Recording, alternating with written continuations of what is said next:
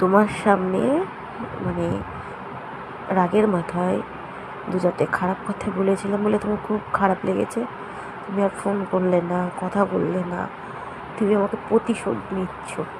তুমি আমাকে খুশি রাখার জন্যই আমার জীবনে এসেছিলে, কিন্তু সেখানে আমাকে সব থেকে কষ্টের মধ্যে ফেলে তুমি এখন নিশ্চিন্তে ভালো আছো।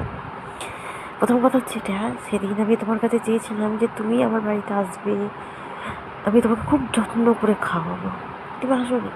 আমার প্রত্যেকটা যত্ন করে রান্না করা খাবার আমাকে, আমি মানে কি বলবো, আমি বোঝাতেই পারি না এই কষ্টটা। নিজেও মানে নিজেকে ধরে রাখতে পারি না যখন এই কথাটা ভাবি। আজকে এত যত্ন করে রান্নাগুলো করেছিলাম, ঠিক আছে, তখন তুমি এসে খাওনি, তখন আমার কতটা কষ্ট লেগেছিল।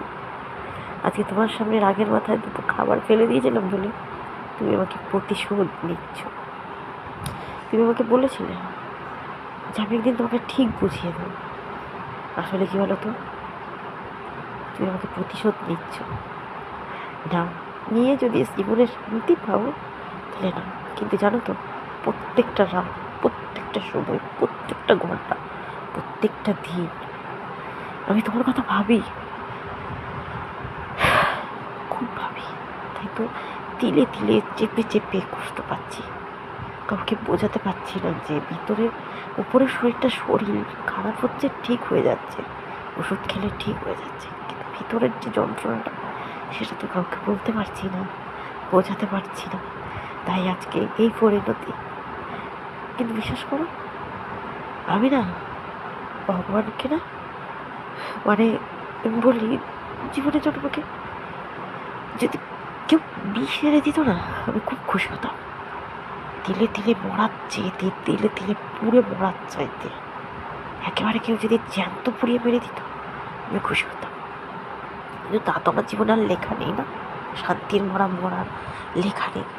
কিন্তু চিন্তা করো না, এবার আমি সিদ্ধান্ত যখন নিয়েছি, তোমাকে যখন একবারের জন্য ফোন করিনি, তোমাকে যখন একবারের জন্য খবর নিইনি, আমি তোমাকে কথা দিচ্ছি,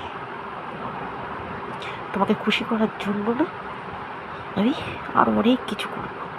চিন্তা করো না, তোমাকে কোনো আঘাত আমি আসতে দেবো না আমার দিক থেকে।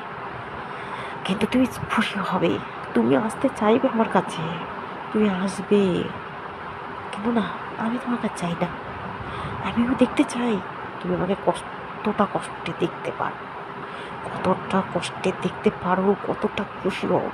তুমি বলেছিলে না, তুমি আমার দায়িত্ব নিলে, অনেক